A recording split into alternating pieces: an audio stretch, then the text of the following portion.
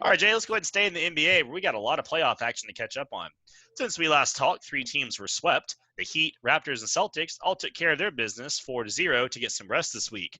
Meanwhile, both one seeds were caught sleeping in game one, but since then the Bucks and Lakers have dominated and look to close out their inferior opponents soon. And then we have some spicy matchups. Rockets Thunder and Clippers Mavs are tied 2-2, and surprisingly enough, the Utah Jazz have shocked everyone with a commanding 3-1 lead over the Denver Nuggets, thanks to some superhuman efforts by Donovan Mitchell. So, Jay, been a whole lot of action overall. So, what stood out to you the most, and how do you see the first round closing out? Well, first of all, let's just give some credit. Let's give some credit because I was pretty hard on the Milwaukee Bucks last week, who they were an absolute atrocity in game one. They've taken care of business in the next three games. They're up 3-1. I anticipate they close out that series tomorrow, and I believe I said that next week. I believe I said that was an aberration, and they'd get the series over in 5 games. And also, can we take a moment? Can we get a? I'm not really going to do a moment of silence, but there needs to be a moment of silence for those people who really, really thought that the Portland Trailblazers were going to do the thing and upset the Los Angeles Lakers. You got Charles Barkley out here with the guarantees and just looking all types of foolish. And he's not the only one. There are plenty other folks that really thought this was going to happen after the Blazers got him in game one. It is not. And games 2 and 4 were absolute beatdowns. I mean, we were watching this game last night. It got to the point where the only reason we stayed up was to see Jared Dudley get put in the game. Just so we could laugh at Jared Dudley, who disappointed me. Jared Dudley didn't get a shot attempt. He didn't even shoot the ball. He played 6 minutes and 54 seconds, I believe. Didn't shoot the ball once. I was so disappointed. I needed some Jared Dudley shooting. That's enough of Jared Dudley. He'll probably never make the show again. Anyway, the Jazz, that's the one series, Jazz Nuggets, that's the one series I think that has really surprised us. Yeah. I've been dead wrong in this series. I did not see Utah having this much firepower. And Donovan Mitchell, he must have heard me at one point a couple weeks ago where I said, I don't know if he makes other people better. Okay, I got 250 bombs for you. So I'm going to be quiet about Donovan Mitchell. I'm going to let it go. Got to give credit to him. He's been absolutely exceptional. I can't even say it. He's been exceptional. He's been absolutely outstanding. Mike Conley has been very good for him as well. But I do have to tell you this. Denver's made it really easy. I mean, the defense, I don't even know if I can't even call it defense what they're playing. I mean, it's just they can't keep the ball in front of them. As soon as Mitchell gets in the lane, it's over because they can't once the screen is set and the initial defender is beat, it is over. Whether it's Mitchell scoring or whether it's him throwing the ball up to Gobert and Gobert dunking the ball, doing his best DeAndre Jordan impersonation. It's just unbelievable. And Jordan Clarkson coming off the bench, he's been great too. So you got Mitchell and Clarkson. Conley, since he come back, Conley's made a big difference. And Denver can score the ball. They can score, but their defense has been absolutely atrocious. And I don't know if it's I can't imagine it is just because Gary Harris hasn't been there. I know he's got a pretty solid reputation defensively. But their defense they have made it so easy. And it has been horrifying to watch because Denver, I mean, they're a 3 seed, and Utah coming in with no Bojan Bogdanovic. I thought that was a major deal. And plus, we've seen Michael Porter be great. So you have all these different indications that would tell you Denver should win this series. I thought they'd win in 6. It ain't gonna happen. They'd have to win it in 7 at this point. Oh, by the way, they're down by 9 right now in the second quarter. We're keeping an eye on it here for you. But then, oh, by the way, your 2 series that are even. I got to tell you, thank you to the Oklahoma City Thunder. I had that series going 7. It could go 7 now with how they played in the last few games. And that series, well, think about this. Russell Westbrook has still yet to return. We just continue to wait. James Harden's out there with the solo mission right now. Mm-hmm. You know, he's got the ball. And I'm going to tell you, the last few games, and I don't see how this is possible, But at the tail end of games, James Harden, he doesn't look quite right.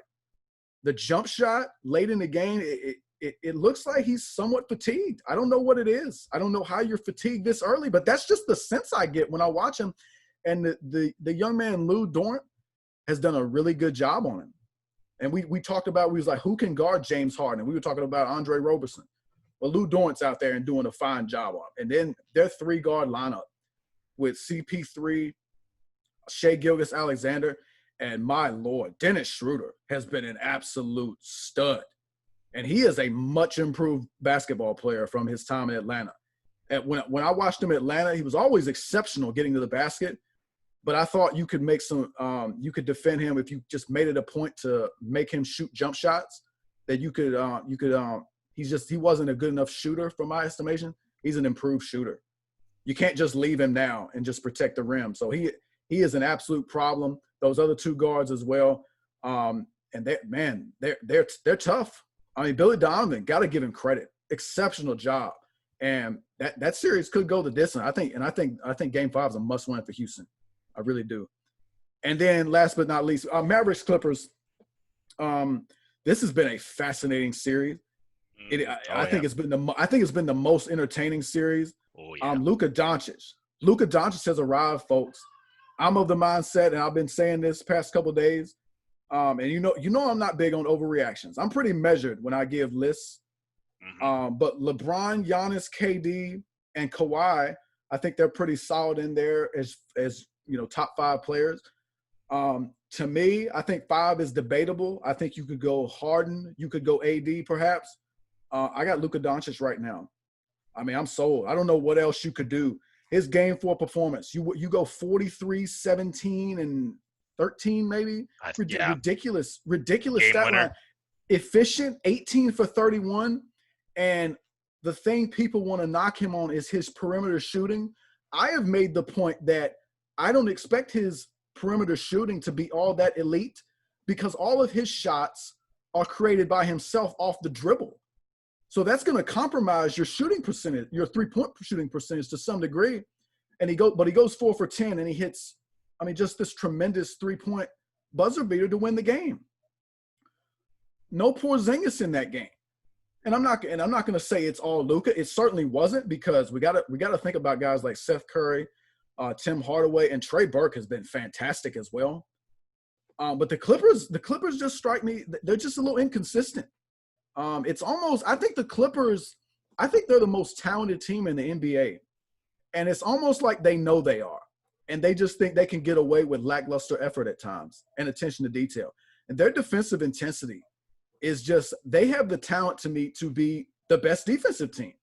When you think about Paul George, Kawhi, Marcus Morris, we know Beverly's been in and out, but there's just too much talent on that defense.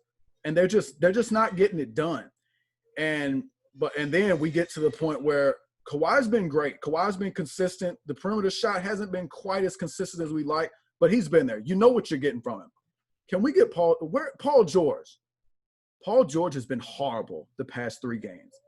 That Game 4 performance, he was absolutely atrocious. He was 3 for 14. He was a joke. Paul George is a top 10 talent in this league, and he embarrassed himself. And all this stuff about going to social media and crying like fans are oppressing you, please stop. Go out there and perform. I mean, we cannot accept this level of performance. And you're not even no one's even asking you to lead a team. You led some teams in Indiana. It was pretty good. Then you had the injury. Then you go to OKC and you're the number 2 to Westbrook. You get kicked out of the first round last year. Now you're the number 2 to Kawhi, who we know Kawhi is going to lead by example. We ain't gonna see him say much, but he's leading. He does it. You don't have to be great, but you got to be somewhat serviceable. I mean, think about it. Kawhi does his thing. Lou Williams drops 36, something ridiculous in Game 4. He was great. Great the whole series. Paul George gives you 9 points. I mean, it's terrible. And then Montrezl Harrell is another guy. Montrezl Harrell has not performed well either. I don't know if he's just still getting acclimated. He didn't play He had that long layoff where he left the bubble for a family thing, I believe it was. But Montrezl Harrell hasn't been good either. So those two guys, I'm looking at them. They got to step up tonight. I think Paul George will. I think we'll get. I can't imagine we get 4 straight dud performances by Paul George. Mm-hmm. But eventually, I think Montrezl Harrell gets it going. And I also think this, and I've been talking about this the last couple of games. At some point, Kawhi Leonard has to guard Luka. At the beginning, he's got to take on that challenge. And just now, whatever happens off the screen, if you have to switch, that's fine. But at the beginning of possessions, Kawhi needs to be the one to guard Luka at some point. I mean, because and late in Game 4 in regulation, they had several possessions where Kawhi was the defender, and he did a fine job. He can handle Luka Doncic. He may not stop him cold, but he can slow him down and he can give him problems. They have to do that at some point. Yeah, I'll start with that series, to add on what you've been saying, and you summed it up quite well. I mean, it's the meteoric trajectory of Luka Doncic. I mean, he legitimately is on a GOAT trajectory. Like, if you consider he just turned 21 and what he's doing right now, my God, if he stays healthy and these Dallas teams stay pretty good for a while, Dallas has their franchise cornerstone. I mean, one just retired, and they got another one right away. I mean, some teams just – they get the breaks, man. I don't know what to say. But what an effort he's put in without Porzingis. Game 4, I mean, as soon as Porzingis was rolled out, you had to think, all right, well, nice try, Mavs, great job, but it ain't happening. And these Luka just said, yeah, okay, hold my I'm not 21 yet beer and watch this, and what was really striking to me about that game, the Mavericks have had a really bad penchant this year for losing close games. They have been in a ton of overtime games, and they have almost always came out on the wrong side. Just bad stop here, a brick shot there, and Luka cold-blooded knocked that shot down. But like you said, why is Reggie Jackson guarding him at the end of that game? Jackson was fine. I mean, it was pretty decent defense, all things considered. I mean, it was a hell of a shot. But why is Kawhi not out there? And the Clippers should take a lesson from the Kawhi playbook that the Raptors had last year. They were struggling against Milwaukee last year. They were in danger of losing. And then they said, hey, Kawhi, we got to turn you loose on defense, man. You got to go do the thing, and someone else has got to step up. About, I don't know, like maybe old PG 13% can step up. Like he's paid to do so. And this is ridiculous. I mean, yeah, and you have a bad game. It is what it is, man, even 1 or 2. But this is getting ridiculous. You are a way better player than this. I think he knows that. I mean, I don't think he's doing it on purpose or anything. But this is – at some point you got to say, all right, Kawhi, man, you got to dial it back on offense. We need you on defense. And everyone else, y'all got to step up. I mean, I'm getting good production from Lou Williams, some of these other guys. We got to get this rolling again. Morris, I'm going to need you to start putting in some good efforts, and we'll need Beverly to knock off whatever he's going on. And I think some of Beverly being in and out, a little banged up, but I think too there's a matchup problem because he can guard Luka, but I think that gives Luka an easy out on defense. And the Clippers don't want to do that. So I think that they're trying to balance that out where they're getting a profit on, guarding Luka, and they don't have it. And Kawhi is the only person that can give it to you, slowing Luka down and still giving you something on offense. So that's a very interesting series. And the Dallas Mavericks with that win have made it to where it's actually a concern the Clippers could lose. And I don't think they're going to. I think Paul George, like you said, I think he, eventually comes around and they put that game away, series away in 7 or maybe even 6. But with Porzingis still hurt, but man, that's been the best series so far. And real quick, just to jump in, Porzingis is out tonight for Game 5, and also I just want to get this idea out the way. This idea that if you turn Kawhi loose defensively on Luka, and that he's just not going to perform offensively, that's a myth. Kawhi is perfectly capable of giving you lockdown defense on the best player and still giving you his usual efficient offense on the other end. It may not be quite, the 35-point outburst, but he's still that dude. But think about this. Kawhi Leonard is the closest thing to Kobe Bryant in today's game. When you think about the word assassin, that's Kawhi Leonard. We know defensively that is his primary calling card. But think about what he did to Toronto last season. I mean, the Raptors were on the brink. And we were very unsure if they'd make it. And then And then Milwaukee's up 2-0. And then, Golden State, Golden State, they're Golden State. He accepted every challenge and came up big. I think he comes up big again tonight and in this series. And yeah, I think the Clippers win in 6. I really do. Yeah, he can still be considered the second best player in the world, and Kawhi Leonard should not have to score 40 points on this Clippers team for you to win. So someone else, hey, let's get to it. Yeah, real quick, the sweep teams, hey, congratulations, good stuff. Boston took care of business, put a team away that they should have taken care of. The Miami Heat, young team, Bam Adebayo had a great series. Tyler Herro was fearless in his first playoff action. Jimmy Butler got those guys playing great ball. I'm not going to give Toronto too much credit for taking care of the Nets. Well, they quit after the Portland game, but is what it is. Good stuff there. We know the Bucks and the Lakers are going to stomp the life out of their opponents and close those games out. I mean, no Damian Lillard game 5 for the Blazers. That dream that has sailed. Charles Barkley, sorry, man, but hey, it just is what it is. And the last thing, I'll leave us with is you covered the OKC West, Houston series pretty well, but I would say that my Nuggets sweep prediction, that's on life support at this hour. I think I might have to reconsider and eat some crow. And with the way Donovan Mitchell's played, I'll happily do it. This man, his averages in per 36 are ridiculous. 39.8 points, 4.5 rebounds, 5.8 assists, and he's shooting 56% from the field, 51% from 3, and 95% from the stripe. It's ridiculous. I mean, there is no other words to describe it. And what's really interesting about Mitchell is last year in the playoffs, he didn't do this. Remember the first year, he had in his rookie year, he had a couple games where we were like, holy crap, this guy could be the next thing, And then last year, he had a nice campaign, but he didn't show up very much in the playoffs. He had like 20 points a game. Like, he did his thing, but there was no extra put into it, right? And it kind of, they got bounced in the first round. It was whatever. Well, he's at 2 50-point games already, and he's invariably going to come back to earth. And I think as soon as he does, so do the Jazz.